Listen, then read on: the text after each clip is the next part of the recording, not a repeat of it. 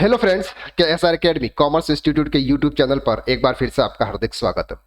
Friends, आपने इस video पे क्लिक किया है, इसका मतलब ये है कि आप अकाउंटिंग के अंदर अपनी इनकम को इंक्रीज करना चाहते हैं।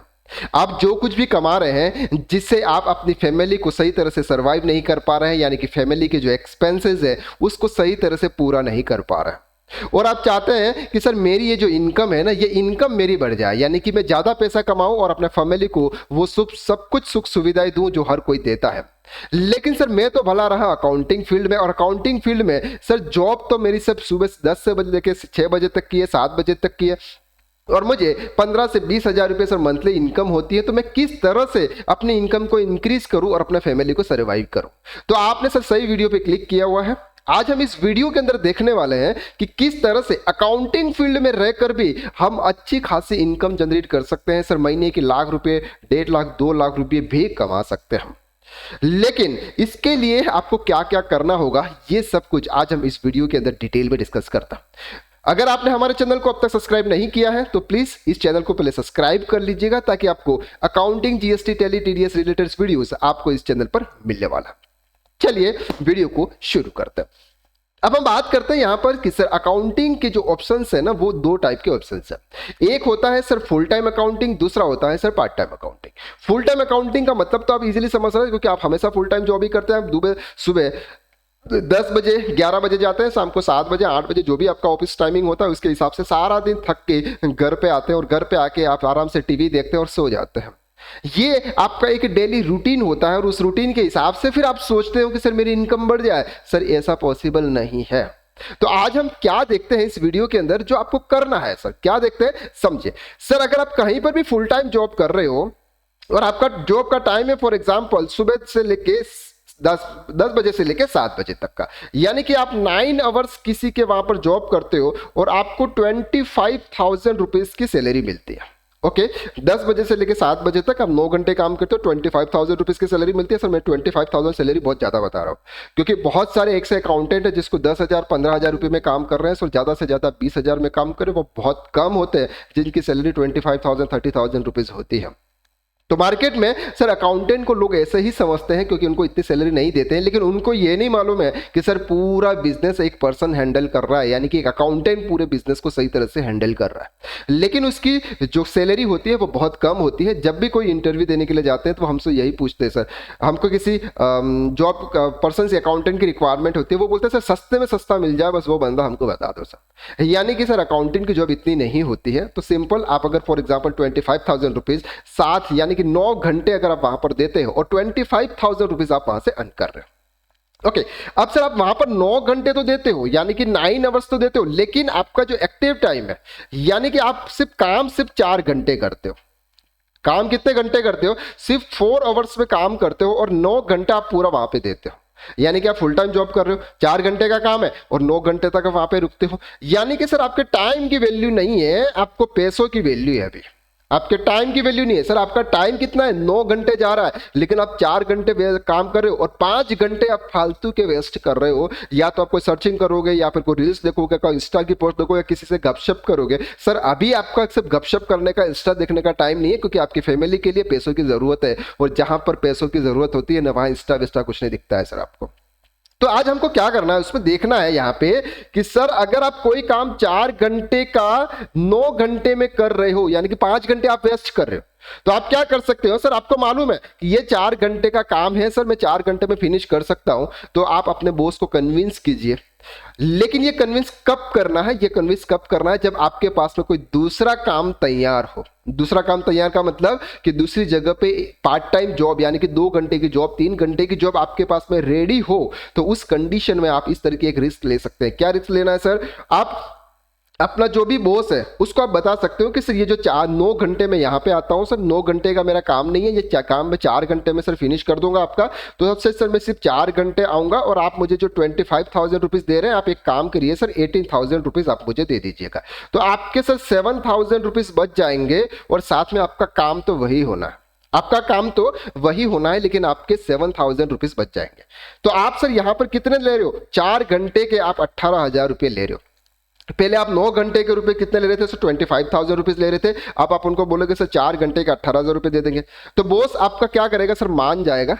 कब मानेगा? क्यों मानेगा? क्योंकि सर उसका काम तो वही है, उसको पहले 25,000 रुपीज देने पड़ रहे थे, आप 18,000 रुपीज देने पड़ रहे, यानी कि 7,000 रुपए उसके बच रहे हैं। तो आप इस तरह की एक रिस्क ले सकते हो, अपने बॉस को कन्विंस कर सकते हो। और अकाउंटिंग के अंदर या किसी भी फील्ड के अंदर आप पैसे कमाने का जो सबसे एक पहला पावर होता है वो किसी को कन्विंस करना होता है। ओके तो फर्स्ट कंडीशन में आपके अपने बॉस, जहां पर भी आप फुल टाइम जॉब कर रहे हो वहां पर अपने बॉस को कन्विंस करिए। और यहां पर ये कन्विंस तब करना है ना सर, आपको मालूम है कि ये काम आप 4 घंटे या 5 घंटे में कर सकते हो। आप वहां पर अगर 9 घंटे काम कर रहे हो, 8 घंटे काम कर रहे हो और प्रॉपर 8 घंटे ही आपका फुल टाइम काम है, यानी कि आपका वर्क का बर्डन ज्यादा, तो फिर आप इस तरह की रिस्क नहीं ले सकते, आप अपने बॉस को बोल भी नहीं सकते, क्योंकि सर आपका वर्कलोड ही ज्यादा है। लेकिन ये वहां पर काम आता है सर जहां पर आप टाइम पास कर रहे हैं। तो यहां पर सर आप 4 घंटे के 18,000 रुपीज, अब आपके पास में सर 5 घंटे और बच जाते हैं। वो 5 घंटे मार्केट में आप दूसरा कहीं पार्ट टाइम अकाउंटिंग का काम कर सकते हो। मार्केट में सर पार्ट टाइम अकाउंटिंग बहुत मिलते हैं।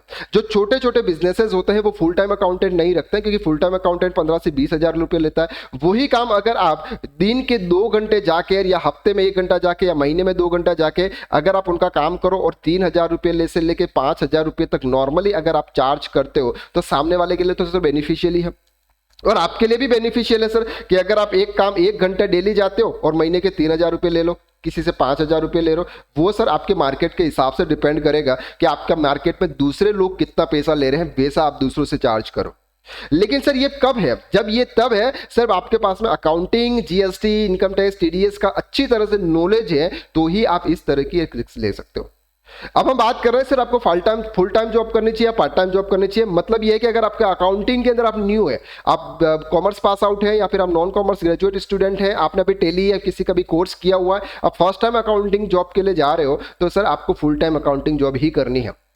आपको कहीं पर भी फुल टाइम अकाउंटिंग जॉब करनी है। फुल टाइम अकाउंटिंग जॉब करने के साथ साथ में अकाउंटिंग आपको एक्सपीरियंस लेना है, इसके बाद आप पार्ट टाइम जॉब के लिए जा सकते हो। लेकिन आप मार्केट में अभी नए नए आए हो और आप जो बोलते हो सर मेरे को तो फुल पार्ट टाइम जॉब करनी है, सर पार्ट टाइम जॉब में रिस्क बहुत ज़्यादा होती है, काम का जो बर्डन होता है वो बहुत ज़्यादा होता है, क्योंकि आपके पास में सर बहुत सारे ज़्यादा क्लाइंट होते हैं। तो जैसे जीएसटी की रिटर्न फाइलिंग की जो डेट होती है वो 11 नवंबर जैसे GSTR 1 की डेट होती है। अगर आपके पास में 50 क्लाइंट हो तो 50 क्लाइंट के आपको GSTR 1 एक 11 नवंबर से पहले फाइल करना होता है। तो आपका सर ये जो वर्क का बर्डन होता है ना, ये बहुत ज्यादा होता है। तो आपके पास में वो नॉलेज नहीं होता है, लोगों को हैंडल करने का जो तरीका होता है वो आपको अभी नहीं होता, क्योंकि मार्केट में आप अभी अभी आए हो। तो पहले आप फुल टाइम जॉब में एक्सपीरियंस ले लीजिए, इसके बाद फिर आप पार्ट टाइम में जाइएगा।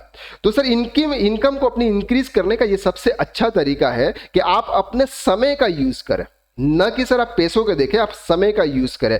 जैसे आप यहां पर 4 घंटे के 18,000 ले रहे हो और वहां पर आप 9 घंटे के 25,000 रुपए ले रहे थे, तो आपके 7,000 रुपीज कम हुए। लेकिन घंटे कितने कम हो गए सर? 5 घंटे आपके कम हो, और ये 5 घंटे आप किसी और दूसरी जगह पे कुछ लर्निंग स्किल सीखने में आप यूज कर सकते हैं, कहीं दूसरी जगह पे आप काम करने के लिए यूज कर सकते हो, वहां से भी आप पैसा कमा सकते हो।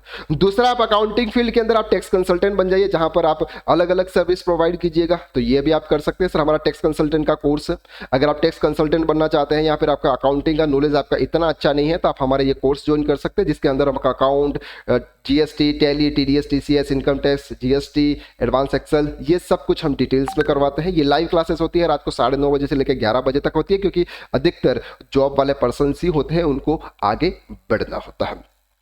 अब बात करते हैं सर आपके कि सर अकाउंटिंग नॉलेज के साथ साथ में क्या आपको पार्ट टाइम वर्क मिल जाएगा? सर नहीं मिलेगा। इसके लिए आपको क्या जरूरत है? इसके लिए आपको जरूरत है सर आपकी जो कम्युनिकेशन स्किल्स है ना, वो इंप्रूव होनी चाहिए।